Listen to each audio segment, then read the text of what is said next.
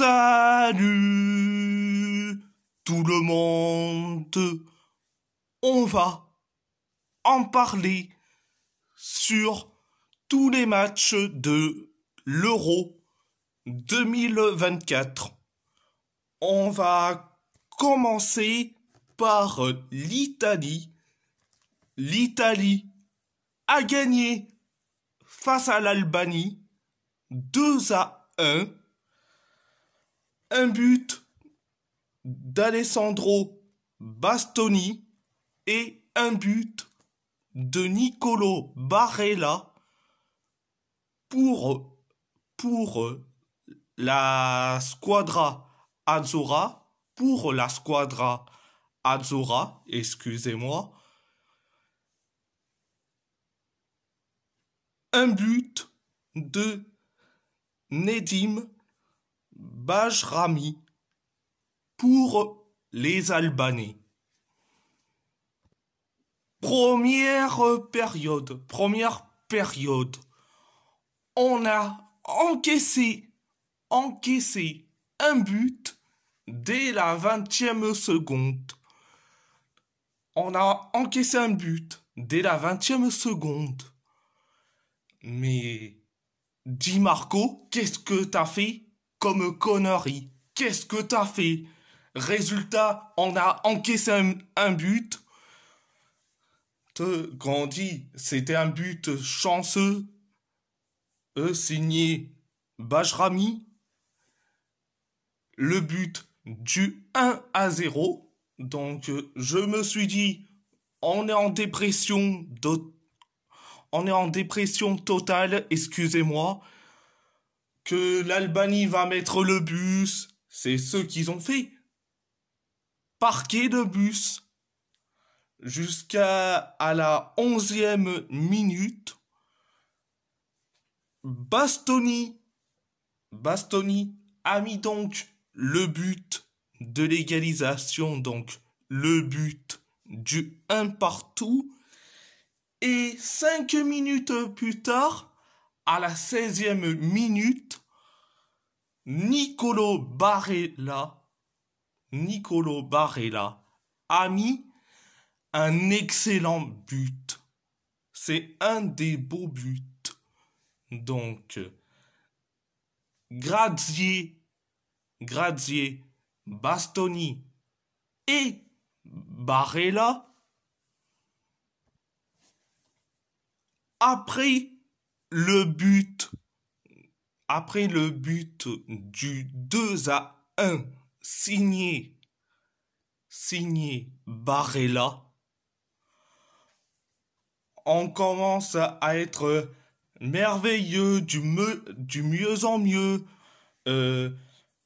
On faisait certes de la possession, des tirs cadrés, et etc. Pendant que les Albanais, eux, ils mettent le bus. Ils ont parqué le bus.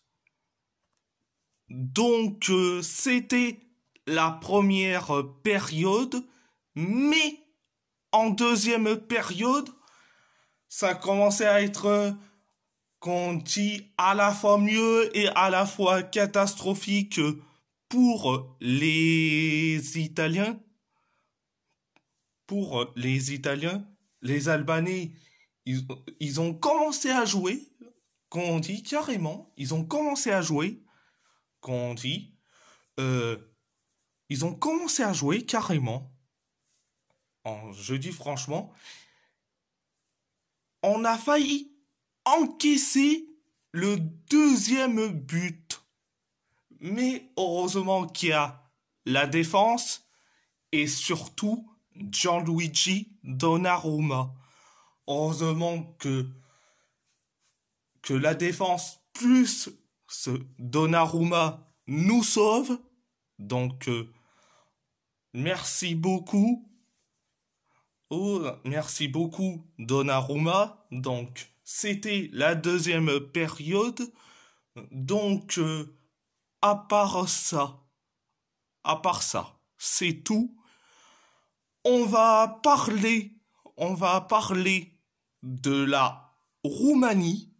la Roumanie a gagné face à l'Ukraine, 3-0, un but de Nicolas Stanciu, un but de Razvan Marin ou Marine et un but de Denis Dragous. Première période. Bon, la première période, qu'on dit, pour les Roumains, ça a été merveilleux. Qu'on dit, t'as eu un tout petit peu du catastrophisme, mais c'était mieux en première période. Ils ont commencé à être des sprinteurs, qu'on dit des sprinteurs, qu'on dit, ils ont tiré et qu'on dit au-dessus des cages, des tirs cadrés, des tirs à côté, etc., etc. Et heureusement que Nicolas Stanciu a mis un des très beaux buts,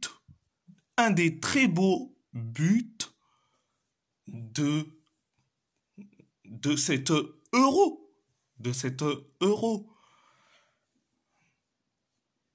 C'était donc le but du 1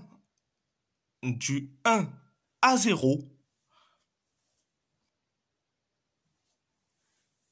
Donc après le but du 1 à 0 signé Stanciu, la Roumanie commençait à être des sprinteurs, etc., avec de la possession, etc., pendant que les Ukrainiens, surtout Dovbyk, qu'on dit transparent et nullissime, contrairement à Soudakov,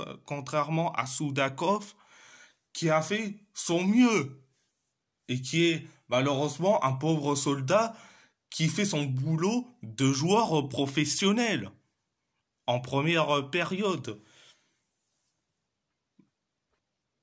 Donc, c'était la première période, mais la deuxième période, ça a été merveilleux pour nos amis roumains.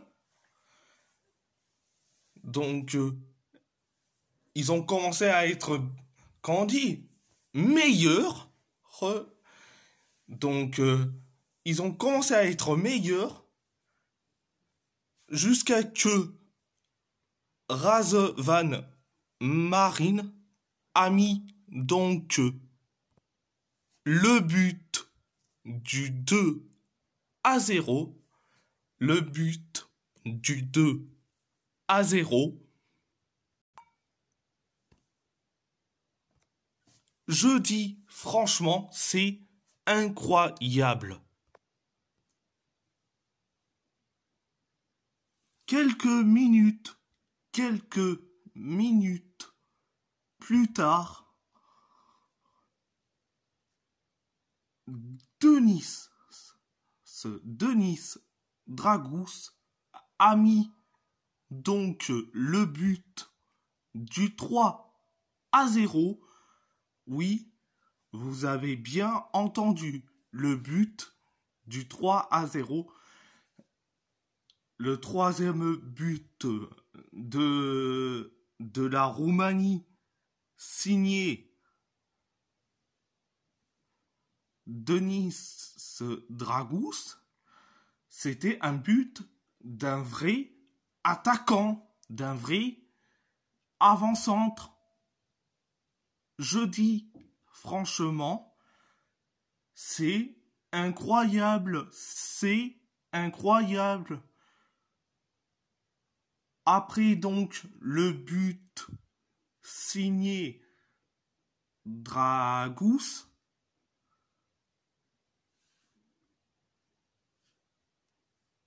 la Roumanie commençait à être toujours comme à la première période, avec de la possession, des tirs cadrés, en étant en mode sprinter, pendant que l'Ukraine il cherchait la balle pour faire quoi? Pour tirer à côté, et qu'on dit ça cherchait, qu'on dit Dovbik, mais qu'est-ce qu'il est nullissime et catastrophique. Qu'est-ce qu'il est catastrophique, ce mec. Soudakov, il a fait de son mieux en deuxième période, carrément en deuxième période. Donc, c'était la deuxième période et à part ça, c'est tout. On va parler de l'équipe de France où les Bleus, donc l'équipe de France a gagné difficilement face à l'Autriche 1-0, un but contre son camp de Maximilian Weber. Donc le match en général, si je devrais résumer les deux équipes, la France a parqué le bus. Tout le monde va dire c'est le jeu de Deschamps, mais quand on dit mais la France a parqué le bus. Il a parqué le bus. Et si je devrais résumer l'Autriche, certes, ils ont pratiqué du jeu, malgré que c'était le MMA ou le WWE entre les deux équipes. Certes, t'as eu le côté physique, mais ça pratiquait du beau jeu, contrairement à la France qui a parqué le bus. Première période. Je dis franchement, ça a été catastrophique, nullissime de la part de nos Bleus, à part Mac-Maignan qui a fait de son mieux, N'Golo Kanté qui a fait de son mieux, le reste, c'était nul à chier. C'était nul à chier. Mbappé, qui est à l'origine de ce but, qu'on dit félicitations à lui, mais ce n'est pas nous qu'on marque. C'est un but contre son camp de Maximilian Weber, certes. Quand on dit certes, on a eu la possession, mais on a parqué le bus. Donc c'était en première période, mais en deuxième période, tu as eu certes du beau jeu du côté de l'Autriche, jusqu'à que le côté MMA ou WWE arrive. Tu te trouves avec, je crois bien, deux blessés, je crois bien, c'est Griezmann et Mbappé avec son nez qui est donc cassé. Mais la France a, qu'on dit, parqué le bus. Je suis désolé à ceux qui aiment l'équipe de France, mais je suis désolé. J'ai plus vu l'Autriche qui pratiquait du jeu malgré qu'ils ont fait du MMA en deuxième période pour provoquer que 2 blessés de notre côté, mais la vérité, j'ai plus vu du beau jeu de la part de l'Autriche, de la part d'un sélectionneur que beaucoup de footix pro Ronaldo le connaissent, Ralf Rangnick. Donc Ralf Rangnick pratique à ses équipes le beau jeu, pendant que Didier Deschamps a parqué le bus. Même si c'est le jeu de Deschamps, mais quand même, ils ont parqué le bus. Donc, à part ça, c'est tout. On va parler de la Turquie qui a gagné face à la Géorgie 3-1, un but de Mert Muldur, un but d'Arda Güler et un but de Kerem Aktürkoğlu pour la Turquie et un but de George Mikotadze pour la Géorgie. Première période, ça a été merveilleux pour nos amis turcs, pour nos amis géorgiens, ça a été limite. Même s'il y a du mieux, mais ça a été limite la première période de leur part. Donc, première période, la Turquie a de la possession, ils ont fait des tirs cadrés, etc. Comme d'habitude.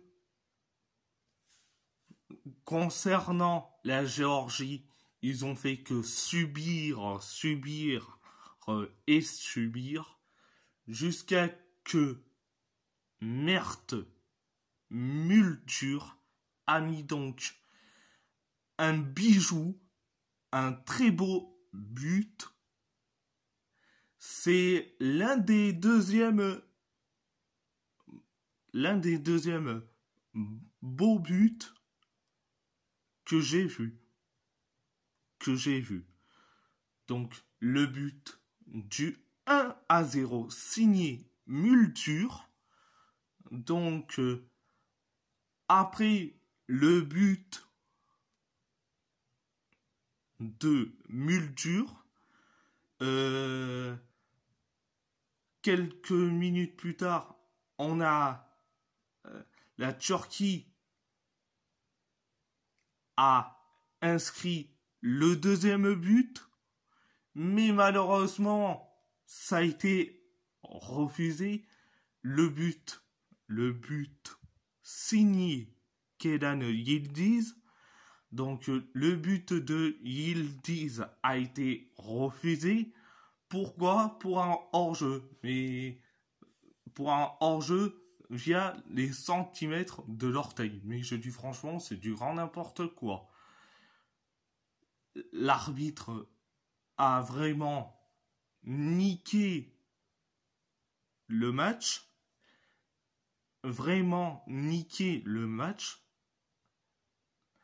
Donc, après le fameux erreur d'arbitrage, la Géorgie commençait à être du mieux en mieux jusqu'à que Mikotadze a mis donc le but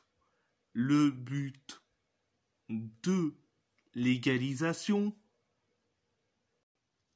Donc, le but du un partout. Donc, après, le but signé Mikotadze, ça commençait à être un peu mieux, du mieux en mieux pour les Géorgiens. Mais chez les Turcs, c'était à la fois bien et à la fois limité. Donc c'était la première période. La deuxième période, la Turquie a donc la possession, les tirs cadrés, jusqu'à que Arda Güler a mis un deuxième but pour la Turquie, mais le deuxième but qui est merveilleux, comme celle de Mert Multur, mais là, c'est un boulet de canon qui nous a mis. Il nous a mis un boulet de canon. Donc, le but du 2-1, je dis franchement, il est bien meilleur. Il est bien meilleur. Donc, après le but de Güler, la Turquie commençait à être à la fois bien et à la fois limité ou voire catastrophique. Du côté offensif, ça poussait pour les Turcs, pareil, mais du plus souvent pour les Géorgiens. Pour les Géorgiens, c'était le plus. Qu'on dit, il y a eu le fameux corner pendant les arrêts de jeu. Qu'on dit, ils ont loupé le corner.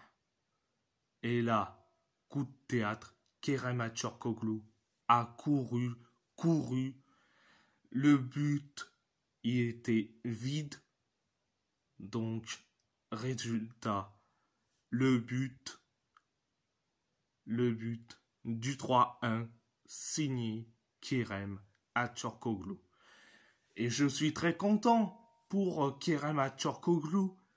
Ça nous montre très bien que c'est un excellent joueur.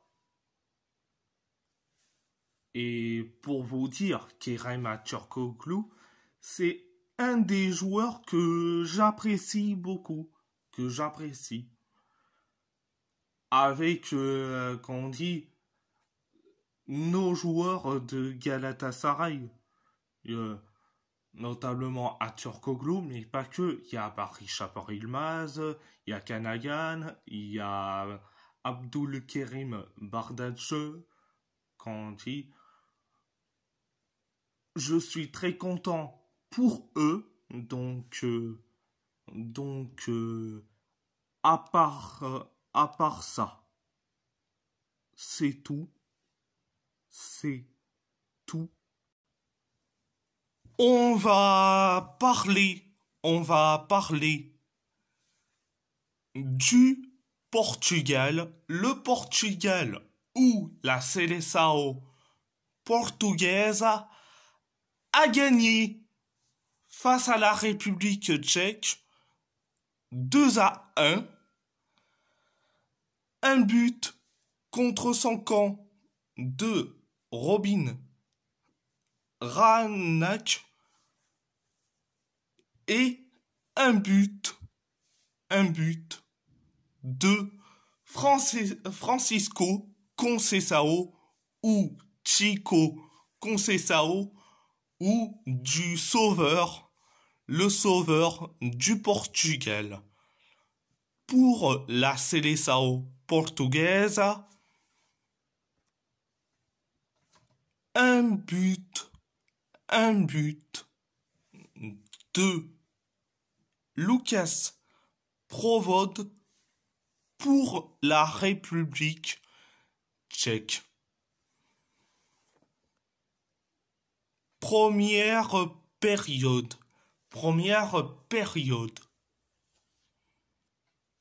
C'était limité.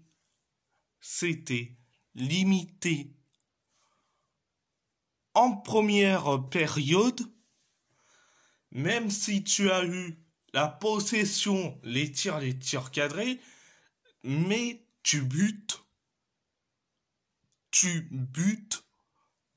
sur une défense merveilleuse qui est la défense tchèque.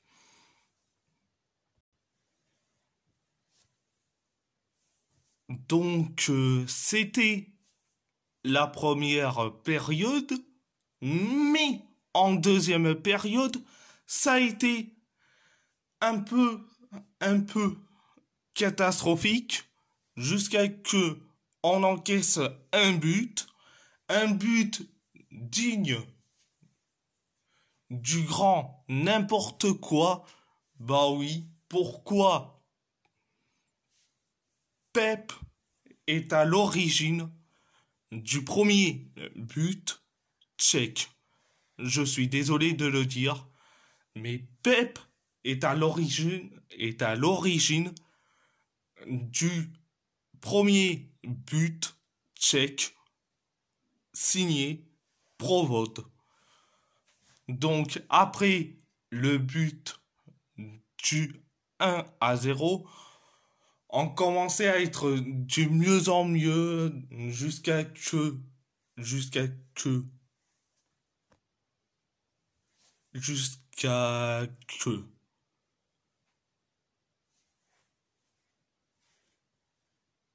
Robin Ranac a décidé carrément d'inscrire un but contre son camp, malgré que tu as la pression carrément de Nuno Mendes sur un défenseur tchèque et qui a atterri sur le gardien tchèque et que Ranac a mis le but contre son camp. Donc, le but du 1 partout. Après donc le but du 1 partout, malgré que c'était un CSC, on commence à être merveilleux. Donc il y a eu un but hors jeu de Diogo Jota. Donc il y a eu donc le hors jeu de Ronaldo qui conduit au but de Diogo Jota. Donc ça c'était moins scandaleux, donc je vais pas dire. Donc on commence à être, quand on dit merveilleux, on rentre pas loin des arrêts de jeu. Roberto Martinez et qui l'incompétent, le gars qui fait carrément du grand n'importe quoi dans ses compos. Il a décidé de faire rentrer qui? Il a fait sortir un joueur pour faire rentrer Francisco Conceição ou Chico Conceição. 1 minute ou 2 minutes plus tard, dans les arrêts de jeu, Francisco Conceição a sauvé le Portugal. Il a mis le but du 2-1. Franchement, c'est un but qui est merveilleux, un but qui mérite d'être vu par beaucoup de monde. Donc, après le but, du 2-1, on commence à être, qu'on dit, merveilleux. Donc, c'était la deuxième période. Donc, si je devrais résumer Cristiano Ronaldo,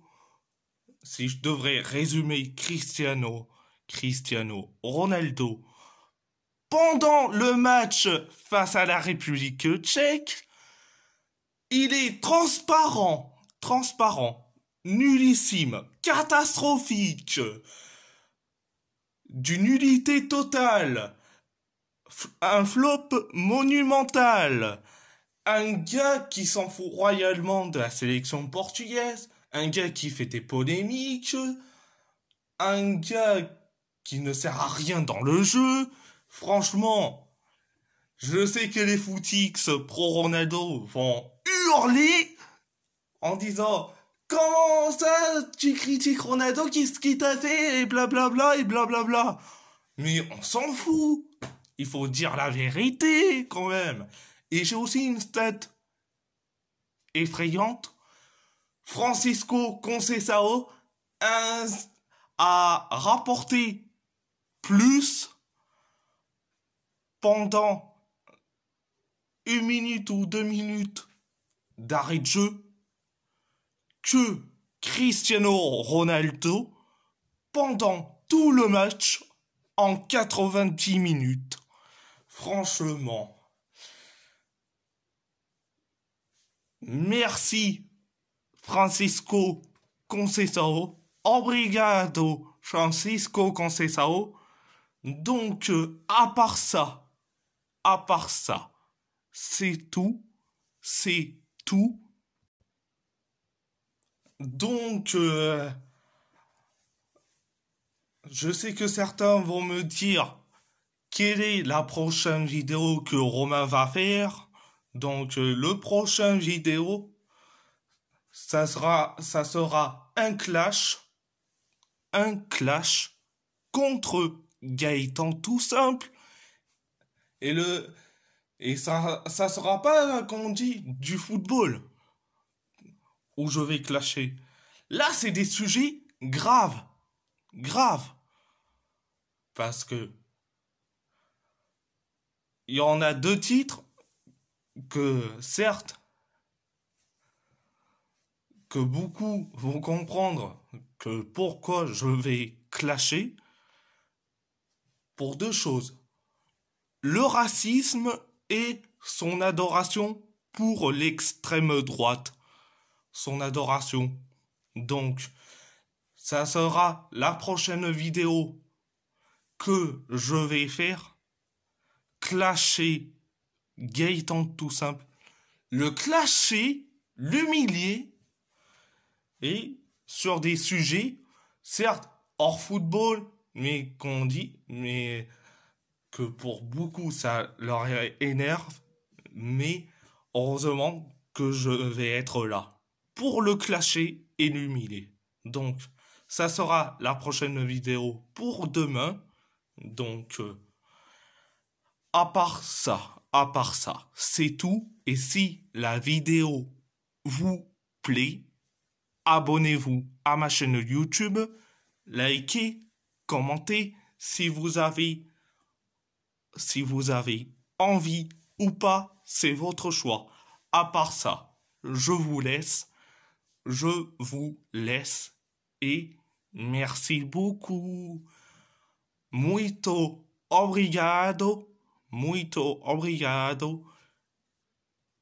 Grazie molto.